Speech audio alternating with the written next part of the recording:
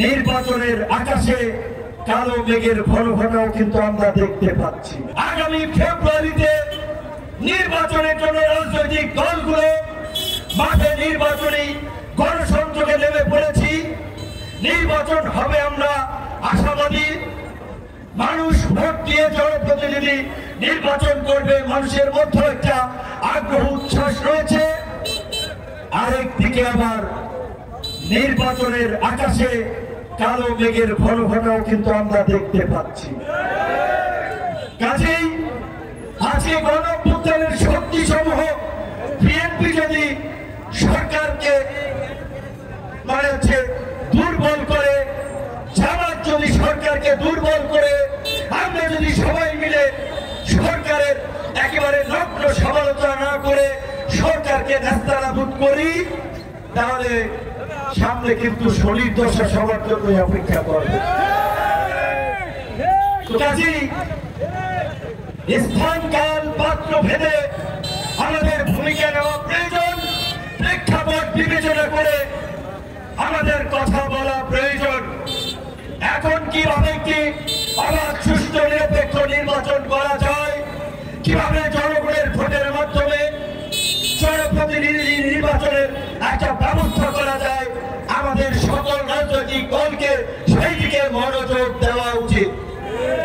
আজকে যদি কথার বাহাসে টেলিভিশন, পত্র পত্রিকা, নিউজের হেডলাইনের জন্য শুধুমাত্র কথার বাকযুদ্ধ চালায়, সেই পরিস্থিতি কিন্তু কারো জন্য ভালো কিছু বয়ে আনবে না। কিছুদিন আগে আপনারা দেখেছেন আমাদের উপরে কি হামলা হয়েছিল। এই হামলা একটি টেস্ট কেস ছিল। যারা হামলা চালিয়েছিল তারা ক্ষমতা দখলের জন্য হামলা চালিয়েছিল, দেশে একটা নৈরাজ্য তৈরি করার জন্য হামলা চালিয়েছিল। কিন্তু তারা যখন দেখেছে হামলার চালানোর পরে সমস্ত রাজনৈতিক দল এক বিন্দুতে এসে দাঁড়িয়েছে, হামলার বিচারের দাবিতে একই সুরে কথা বলেছে, তখন তারা পেছনে সরে গিয়েছে। কারণ তাদের এটা ব্যাকফায়ার করেছে। অথবা তারা হামলা করে দেখতে চেয়েছিল রাজনৈতিক দলগুলোর মধ্যে ঐক্য আছে কিনা। আমি রাজনৈতিক দলের সমস্ত শীর্ষ নেতৃবৃন্দ, আপনারা দেখেছেন হসপিটালে বিএনপির মহাসচিব মির্জা ফখরুল ইসলাম আলমগীর থেকে শুরু করে চরমোনাই পীর সাহেব, জামাতের সেক্রেটারি জেনারেল, এনসিপি সহ সমস্ত রাজনৈতিক দলের শীর্ষ নেতারা গিয়েছেন। সরকারের বেশিরভাগ উপদেষ্টাই গিয়েছেন।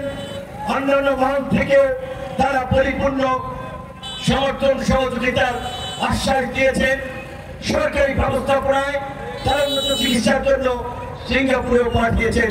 কাজেই সেই অপশক্তি আর সামনে আগানোর সাহস করে নাই। এমনকি ডক্টর মোহাম্মদ ইউনূসের সাহসী ভূমিকা পরিষ্কার প্রকৃতার্থে সেদিনের হামলা চালিয়েছিল সেনাবাহিনীর একটি পথভ্রষ্ট অংশ। সেনাবাহিনীর দু একজন অফিসারের কর্মকাণ্ডের জন্য, অপকর্মের জন্য কখনোই পুরো সেনাবাহিনীকে আমরা দায় দেই না, আমরা দায় দেব না। সেদিন ঘটনা আমরা যতটুকু জানতে পেরেছি পুলিশের কোনো ভূমিকা ছিল না। সেদিনকার দায়িত্বের ফিল্ডে থাকা কমান্ডিং অফিসার এবং তাদের সাথে ষড়যন্ত্রে লিপ্ত কয়েকজন সিনিয়র এই অপকর্ম ঘটিয়েছিল।